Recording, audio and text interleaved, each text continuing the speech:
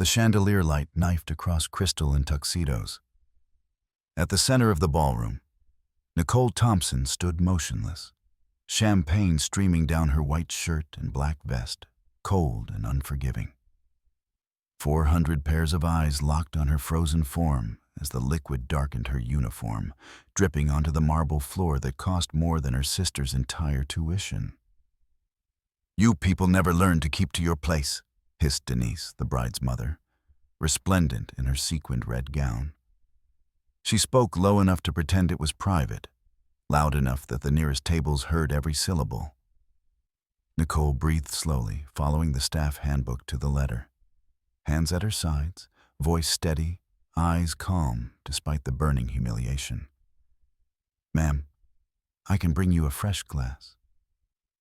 Through champagne-dampened eyelashes, she noticed him watching. Tall, immovable, with dark hair and a jaw carved from disapproval. A tattoo peeked above his collar like a warning flag. DeMarco, the groom himself, whose name was whispered in corners of New York with equal parts fear and respect.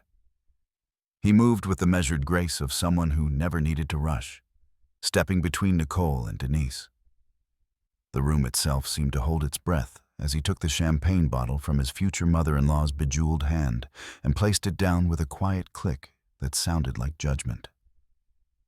"This wedding is over," he announced, his voice carrying without effort. "Send everyone home." Gasps rippled through the crowd. Oaths swept the air. The band faltered, instruments dying mid-note. The MC blinked in confusion. The venue manager began to protest, until DeMarco's eyes found him. Security radios crackled to life. Guests pushed back chairs, the wealthy suddenly clumsy with shock.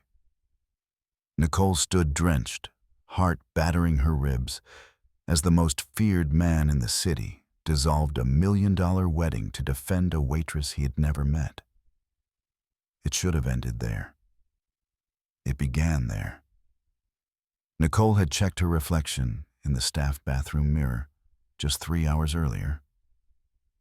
Her braids were pinned neatly back, her uniform pressed and spotless. She'd applied minimal makeup, enough to look professional without drawing attention. The name tag reading Nicole T. sat perfectly straight on her vest. "Remember, you're invisible," she whispered to herself. "That's the entire point." The Plaza Hotel ballroom had been transformed for the DeMarco-Callahan wedding, a union meant to bind two of the most powerful families in New York. Crystal dripped from ceilings. White roses cascaded down marble columns. The guest list read like a who's who of money and influence. Old fortunes sitting beside new empires, political power brushing shoulders with street power. Premium event staffing had hired extra wait staff for the night, and Nicole needed this job. Her sister's college tuition didn't pay itself, and double shifts were the only way to keep them both afloat since their father died. "Thompson!" the floor manager barked, clipboard clutched to his chest. "You're on the head table section, VIP service. Minimal interaction, invisible presence.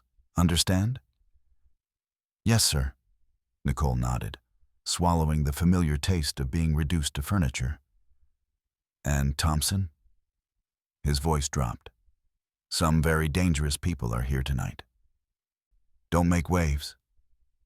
Nicole collected her serving tray and pushed through the service doors into opulence.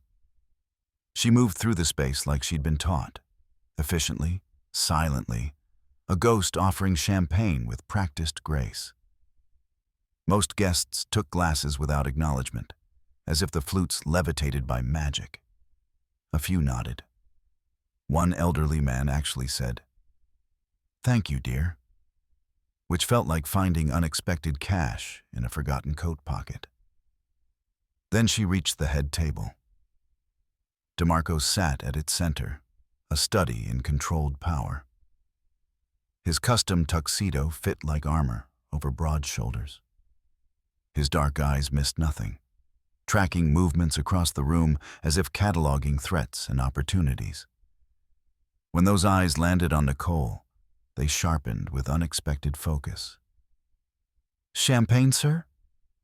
Her voice emerged steadier than she felt. "Thank you." His voice was deep, textured with something that made the hairs on her arms rise. As he took the glass, their fingers brushed for a fraction of a second. Electricity shot up Nicole's arm. She stepped back slightly, professional mask slipping. His eyes narrowed fractionally, as if he'd felt it too. The man to his right, massive, with a scar running down his temple, smirked into his drink. "You're new," DeMarco said. Not a question. "First night at this venue?" "Yes, sir." The question crossed professional boundaries, but something in his tone demanded an answer. "From?" "South Bronx originally, Harlem now." One corner of his mouth lifted, barely there, but definite. "Long commute. Worth it for good work, sir." "Is it?" He leaned back slightly, still watching her. "Good work." Nicole hesitated. Was this a test? Rich people sometimes asked trick questions looking for reasons to complain. "I do my best, sir." "I'm sure you do." He raised the champagne glass slightly, a toast to her before taking a sip. Dismissed, but somehow not diminished, Nicole moved to the next table, her heart hammering against her ribs. She could feel his gaze following her across the ballroom. "Don't be stupid," she told herself. "Men like that don't see women like you." Not really. The reception proceeded smoothly for another hour. Toasts were made.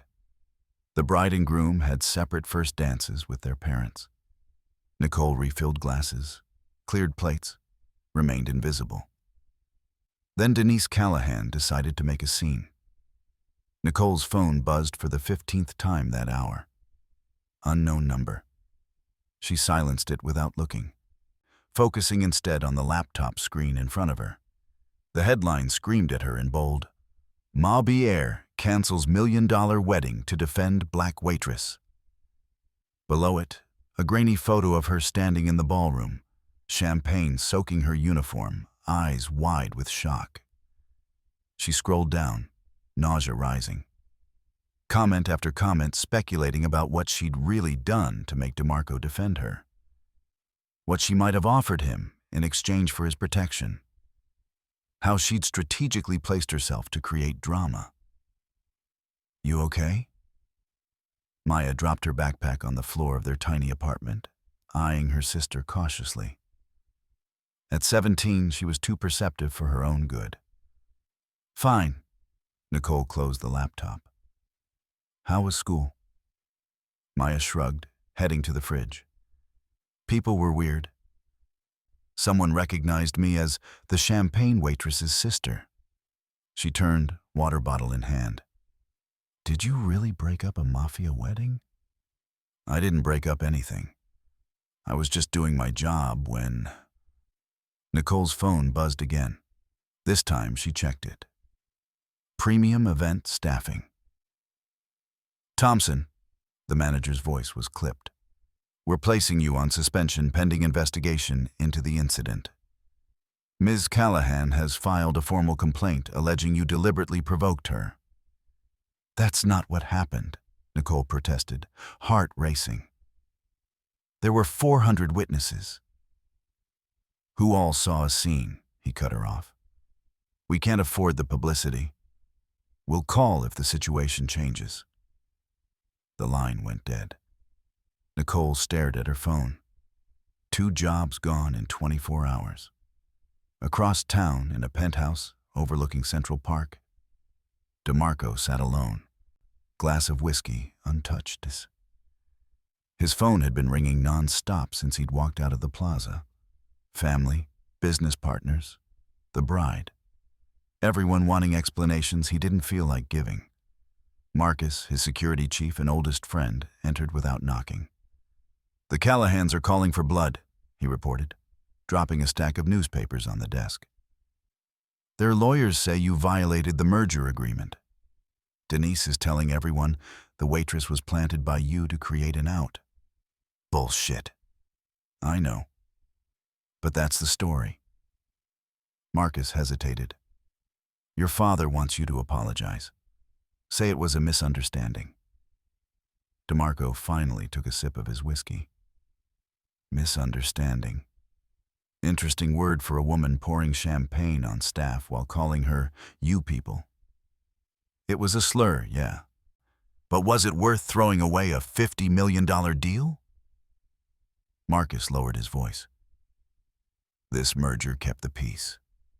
Now we've got vulnerabilities on the east side, the docks, and in City Hall. All because you defended some random waitress. DeMarco's eyes hardened. If they can't respect basic dignity, they can't respect me. And they sure as hell can't respect agreements. He stood, buttoning his jacket. Find out where she lives. The waitress? Nicole Thompson. He'd memorized the name from her tag. Get me an address. 3 days later, Nicole was pouring coffee at Rosie's diner, her last remaining job. Her feet ached. She'd been working doubles to cover the lost income, and still, it wouldn't be enough. The rent increase notice had arrived that morning, along with another tuition warning for Maya. The bell above the door jingled. Nicole didn't look up until a shadow fell across her section of counter. DeMarco stood there, as out of place in the Queen's diner as a wolf in a petting zoo. Despite the casual clothes, dark jeans, charcoal sweater, nothing could disguise the predatory grace or the power he carried. Coffee, sir? Nicole asked, voice deliberately flat as she placed a mug before him. Thank you. He waited until she'd filled it. How are you holding up? Fantastic. Lost 2 jobs, got doxxed online, had my address plastered across Reddit. Never better. I can help with that. I don't need charity, especially from the man who caused the situation. His eyes flickered with something.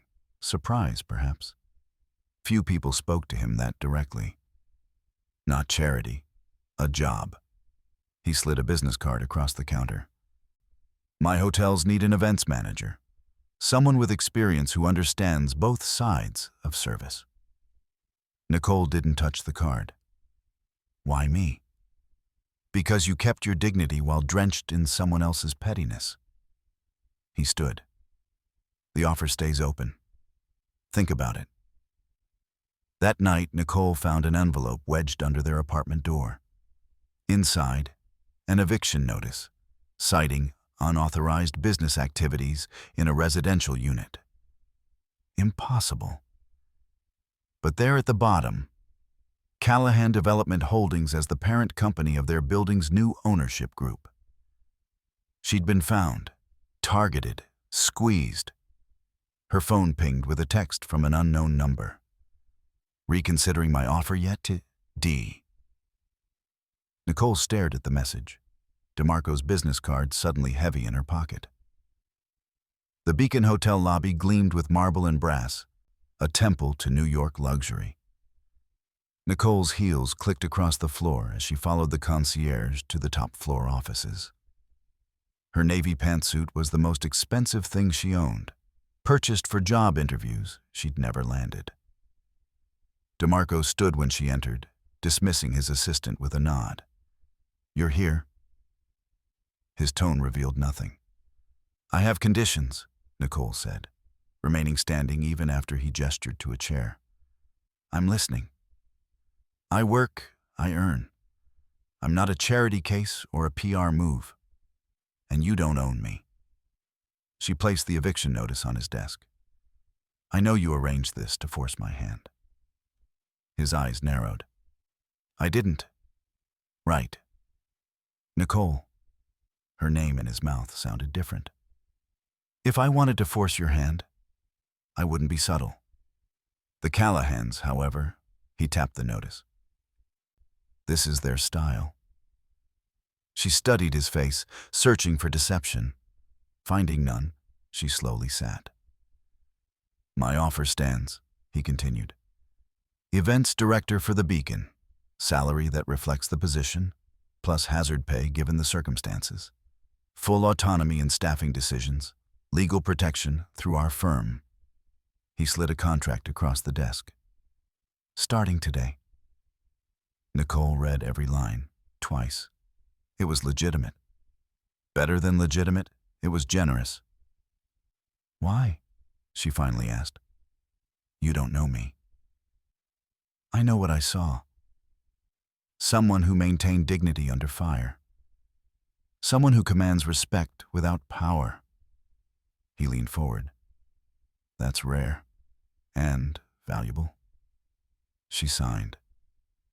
3 weeks later, Nicole stood in the Beacon's grand ballroom, clipboard in hand, directing staff for the hotel's annual charity gala. What had once been DeMarco's pet project was now her domain, and the irony wasn't lost on her. A black woman from the South Bronx, once deliberately invisible, now highly visible as the face of New York's most exclusive event venue. "Ms. Thompson?" DeMarco appeared at her shoulder, surveying her work. "Everything to your standards?" "Almost." She handed him her clipboard. "The security rotation needs your sign-off."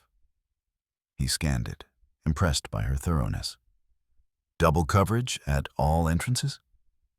"After last week's reporter tried to sneak in, yes." Their fingers brushed as he returned the clipboard, that same electric charge passing between them. Neither acknowledged it, though both felt it. "The florist sent pink roses instead of white," she continued, all business. "I've corrected it." "Efficient as always." His mouth quirked. "You're making me look good, Nicole." "That's what you pay me for." Later that night, long after guests had departed, they sat in his office reviewing the event's success. Nicole had kicked off her heels. DeMarco had loosened his tie. Empty takeout containers littered the coffee table between them. "The donation total doubled last year's," she noted, tapping figures on her tablet. "And 3 city councilors asked about hosting their fundraisers here." "Because of you." He poured them both a measure of whiskey. "Your reputation is growing." "For better or worse?" She accepted the glass, their fingers brushing again. This time, the contact lingered a half-second longer. Their late-night strategy sessions had become routine, professional but increasingly comfortable. She'd come to recognize his rare, almost smiles, the way his voice softened when speaking about his mother. He'd come to value her direct honesty, her refusal to be intimidated. The attraction simmered beneath it all, unacknowledged but unmistakable. "Speaking of reputation," DeMarco said, sliding his phone across to her. "This hit social media an hour ago." Nicole's stomach dropped. There on the screen was a photo taken the night of the canceled wedding. DeMarco standing protectively in front of her, his body angled to shield her from Denise. The caption read, "The real reason DeMarco canceled his wedding. Meet his secret mistress." "I'm sorry," she whispered. "For what? You didn't post it." "But I'm the reason." "No." His voice hardened. "They're the reason. The Callahans. They're trying to control the narrative." Her phone buzzed with notifications. Messages flooding in from unknown numbers, threats, slurs, accusations. "Maya," she gasped, suddenly remembering her sister. "If they're targeting me." "Already handled. I have security outside your apartment and her school."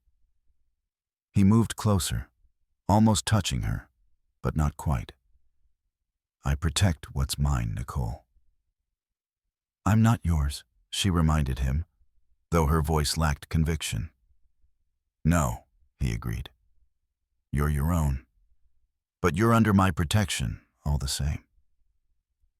The next morning, the school counselor called. Concerns about Maya's home environment had been raised. That afternoon, a tabloid ran Denise Callahan's tearful interview claiming Nicole had manipulated an emotionally vulnerable man into ending his engagement. By evening, Nicole was exhausted. She took the service stairs down from her office, wanting to avoid the lobby's curious stares. She didn't hear them until too late. Two men in dark suits blocking the landing below. "Ms. Thompson?" The taller one smiled without warmth. "Mr. Callahan would like a word." Nicole gripped the railing. "I'm not interested." "Wasn't asking, sweetheart." He moved up a step. "You've caused quite a problem." She backed up, calculating escape routes. Her hand slipped into her bag, fingers closing around the chef's knife she'd started carrying. "Move," she ordered, voice steadier than her racing heart. The shorter man lunged. Nicole reacted on instinct, the knife flashing. He jerked back, blood beading across his sleeve. "Bitch!" He reached inside his jacket. "Which hand did you raise to her?" The voice from above was soft, almost gentle. The three of them froze, looking up. DeMarco descended the stairs, unhurried, hands in his pockets. Nothing in his posture suggested violence, yet both men paled. "Mr. DeMarco, this is a misunderstanding," the taller one stammered. "I asked a question." DeMarco reached the landing. "Which hand?" Silence stretched, broken only by ragged breathing. "Both hands stay attached today," DeMarco finally said, as a courtesy. "Tell Callahan that courtesy expires now." They fled. In the empty stairwell, Nicole realized her hands were shaking. The knife clattered to the floor. "You didn't need to—" "I didn't," DeMarco interrupted. "You had it handled." He picked up her knife, folding it carefully before returning it. "That's what makes us work, Nicole. We each fight our own battles." She looked at him then, really looked. And for the first time since champagne had soaked her uniform, Nicole didn't feel small or exposed or vulnerable. She felt dangerous because she wasn't alone. Rain pelted against the windows of Nicole's apartment as she sorted through boxes. Her sister had gone to a friend's for the weekend, giving Nicole space to finally tackle the storage unit they had emptied after the eviction notice. Her fingers brushed against a weathered folder marked R. Thompson, accident report. Her father's name. She pulled it out. Dust motes dancing in the lamplight. The official report was brief. Construction accident, scaffolding collapse, no negligence found. But tucked behind it was something else. Her father's handwritten journal. Nicole had never seen it before. She flipped through pages of her father's cramped writing, heart racing as patterns emerged. Notes about men coming to collect insurance payments. A name underlined repeatedly. Callahan. Her phone rang. DeMarco. "I need to see you," she said without preamble. 2 hours later, they sat in his penthouse study. Rain streaked down floor-to-ceiling windows as Nicole spread the papers across his desk. "My father was paying protection money to the Callahan crew," she said, voice tight. He tried to organize the other businesses on the block to resist. 3 weeks later, he died in a scaffolding accident. DeMarco's face revealed nothing as he examined the journal. "You knew?" she whispered. "It wasn't a question. Not about your father specifically." His eyes met hers. "The Callahans ran protection in the South Bronx until 5 years ago, when my organization expanded. Expanded." The word hung between them. "You took over their territory. We offered better terms, less violence, more actual protection."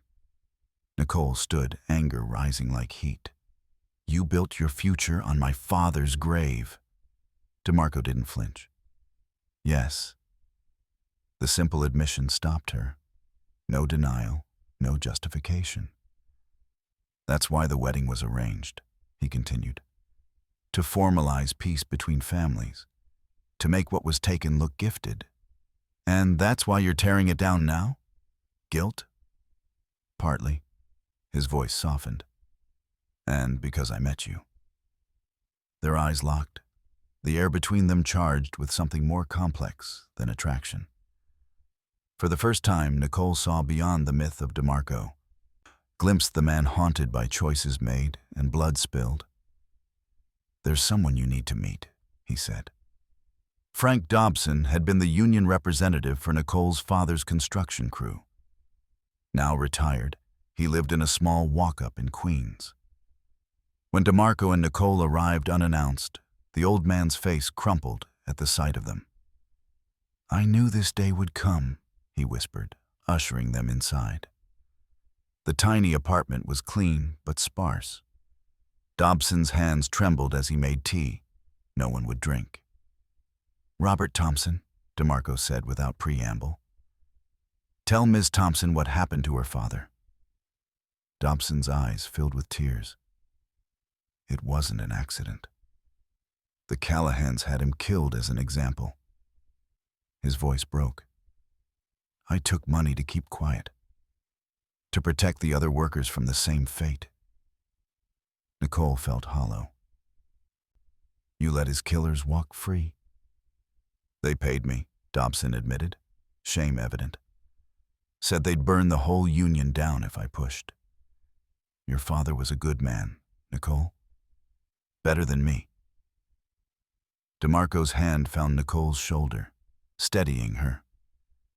She didn't shake it off. Later that night, the rain still falling, they sat silent in his car. I'll give you whatever you want, DeMarco finally said. Money, a new start somewhere else, anything. I don't want your money, Nicole replied. I want justice. Justice costs. Then I'll pay my share. The next morning, DeMarco's financial advisor, Elena Vasquez, arrived at the Beacon with a stack of documents. Her tailored suit couldn't disguise her nervousness as she spread papers across the conference table. It's not good, she told them. The merger agreement contained a hidden clause. If Mr. DeMarco voluntarily terminates the engagement, control of Beacon Holdings reverts to Callahan Investments through the loan structure. They can take everything? Nicole asked. Hotels, restaurants, clubs, all the legitimate businesses. Elena's finger traced complex legal text. They designed it as a trap. Either marry into the family or lose your empire. DeMarco's face remained impassive, but Nicole saw his knuckles whiten as he gripped the edge of the table. When is it due? He asked. 30 days from termination. We're on day 27. Nicole frowned, studying the contract. Something wasn't right. May I see the corporate registration for Callahan Investments? Elena hesitated, glancing at DeMarco, who nodded. She pulled up the document on her tablet. Nicole read it carefully, then flipped back to the loan agreement. The loan was issued by Callahan Investments LLC, but the company listed on the registration is Callahan Investment Holdings Incorporated. Her finger tapped the screen. They never filed the DBA paperwork to connect the entities. Elena's eyes widened. That would invalidate the entire contract, Nicole finished. It's a shell game, but they forgot one shell. DeMarco stared at her, something like awe crossing his features. A paperwork error. My father taught me to read the fine print, Nicole said softly. Construction contracts have the same tricks. Elena gathered the documents, practically vibrating with urgency. I need to get this to the lawyers immediately. When she left, silence fell between them. Rain had given way to weak sunlight streaming through the windows, casting DeMarco's face in harsh relief. "You found my weapon," he said finally, taking her hand. His lips brushed her knuckles, gentle in a way she hadn't expected. Nicole met his gaze steadily. "No," she replied. "I found my freedom." His eyebrow raised in question. "My father died fighting this system," she explained. "Using their own rules against them isn't just your salvation. It's mine, too." DeMarco's thumb traced circles on her palm. "What happens now?" "Now," Nicole said, not pulling away, "we bring down a dynasty." For the first time since she'd known him, DeMarco smiled fully, without reservation. It transformed his face from something carved in stone to something wonderfully, dangerously human. "Together," he said. Not a question. Nicole nodded. Together. The Grand Plaza Ballroom glittered just as it had the night Nicole's life changed. Crystal chandeliers, marble floors, wealthy patrons in designer finery. Only this time, she wore a midnight blue gown instead of a server's uniform, and entered on DeMarco's arm instead of through service doors. "Ready?" he murmured, his hand warm against the small of her back. Nicole nodded, though her heart hammered. Denise Callahan's Resilience Foundation Gala was nothing but a public relations stunt, an attempt to rewrite history after the wedding debacle. The guest list included politicians, media magnates, and social elites eager to witness the next chapter of the unfolding drama. Conversations hushed as they entered, phones raised discreetly to capture the moment. DeMarco navigated the crowd with practiced ease, nodding to associates, ignoring enemies. Denise spotted them from across the room.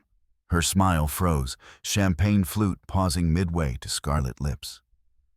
"She didn't expect you to come," Nicole observed. "She didn't expect you to have the courage," DeMarco corrected. They found their table near the front, a strategic position DeMarco had secured through a generous donation. Throughout dinner, Nicole felt Denise's gaze burning into her back, waiting for her to shrink, to show weakness. Instead, Nicole sat tall, engaged in conversation with table mates, laughed at the right moments. She had stopped being invisible. When Denise took the stage for her keynote address, the room quieted. Her red gown, reminiscent of the one she'd worn that fateful night, shimmered under the spotlight. "The Resilience Foundation celebrates civility in our divided times," Denise began, voice dripping sincerity. "We support those who maintain dignity despite hardship, those who respect proper boundaries and social responsibilities." Nicole's fingers tightened around her napkin. DeMarco covered her hand with his, an anchor in the storm of hypocrisy washing over them. "Would you like to respond?" he asked softly. Nicole hesitated only a moment before nodding. As Denise concluded to polite applause, DeMarco stood, capturing the attention of the event coordinator with a subtle gesture. Words were exchanged. The coordinator paled, then nodded. "Ladies and gentlemen," the MC announced, "we have an unexpected addition to our program. Please welcome Nicole Thompson." Whispers rippled through the ballroom as Nicole climbed the steps to the stage. Her hands trembled, but her voice remained steady when she reached the microphone. "Good evening. Many of you know me as the waitress from the DeMarco wedding. What you don't know is why I'm here." She removed a small recorder from her clutch. "This is the voice of Frank Dobson, union representative, confessing how my father, Robert Thompson, was murdered for standing against extortion by the very family hosting tonight's celebration of civility." She pressed play. Dobson's cracking voice filled the ballroom. The Callahans had him killed as an example. I took money to keep quiet. Gasps echoed, phones recorded. Denise lunged for the microphone, but security, DeMarco's security, blocked her path. "How dare you!" Denise shrieked over the recording. "This is slander. I'm filing suit this instant." "Please do," Nicole replied calmly. "Discovery will be fascinating." The chaos that followed was electric. Reporters pressed forward. Cameras flashed. Nicole stepped down from the stage into DeMarco's waiting arms as Denise's lawyers swarmed around her, not realizing they were sealing her fate. 3 days later, gunfire erupted outside DeMarco's favorite restaurant. The bullets missed him, but wounded his driver. The message was clear. The Callahans had abandoned legal pretense for violent retribution. DeMarco's response came at noon the following day. He walked into Callahan Investment Holdings' Midtown office, flanked not by gunmen, but by attorneys. In his hand, a silver briefcase containing the loan documents and Nicole's evidence of their fatal clerical error. Security cameras recorded everything as DeMarco opened the briefcase on Stephen Callahan's desk. The older man's face purpled with rage. "You can't do this," Callahan sputtered. "It's already done." DeMarco removed a silver Zippo lighter from his pocket. "Your daughter poured champagne on the wrong waitress."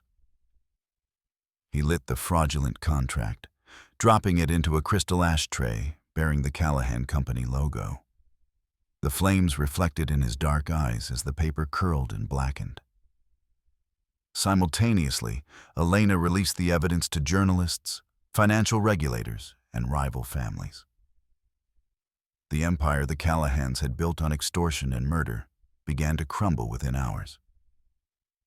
That night, DeMarco found Nicole on the rooftop garden of the Beacon, gazing at the Manhattan skyline. Wind whipped her dress around her legs as she turned to face him. "It's done?" she asked. "It's done. The Callahans are finished." He moved beside her, close but not touching. "You're safe now." "Safety isn't what I want." "What do you want, Nicole?" "Honesty." She stepped closer. "You can't protect me and respect me at the same time if you keep hiding behind fear. Your world, your rules, they cost my father his life." Pain flashed across his face. "I know. So what happens now? You go back to being the untouchable DeMarco, and I become what? Your trophy? Your redemption story?" "No." His voice roughened. "I can be feared, or I can be yours, Nicole. I can't be both." The admission hung between them, more intimate than any touch. "Then be mine," she whispered, "and let them fear what we build instead." His kiss was gentler than she expected, a question rather than a demand. Nicole answered by drawing him closer, the city lights blurring around them. 6 months later, the front-of-house training kitchen opened in Harlem. Nicole moved between workstations, guiding students, many former service workers, through culinary techniques. The adjoining legal aid office offered free representation to hospitality staff facing workplace discrimination.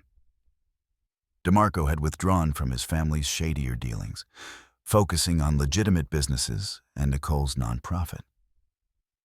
The transition wasn't smooth. Old habits and loyalties died hard. But the path forward was clear. A New York Times reporter covering the kitchen's opening cornered DeMarco near the entrance. "Do you regret canceling your wedding to Victoria Callahan?" she asked. Recorder extended. DeMarco glanced across the room to where Nicole was plating herb-crusted salmon, instructing a young chef with patient precision. "I didn't cancel it," he replied, a rare smile warming his face. "I postponed it. With the right woman this time." Later that evening, after the last student had left, Nicole and DeMarco sat alone in the gleaming kitchen. She poured champagne into 2 glasses, the same vintage Denise had once used as a weapon against her. 2 fresh starts, she offered, raising her glass. 2 dignity, he countered. Touching his glass to hers with a delicate chime, the champagne caught the light, transformed from humiliation to celebration. Nicole smiled, remembering the dripping uniform, the public shame, the long journey from invisible to powerful.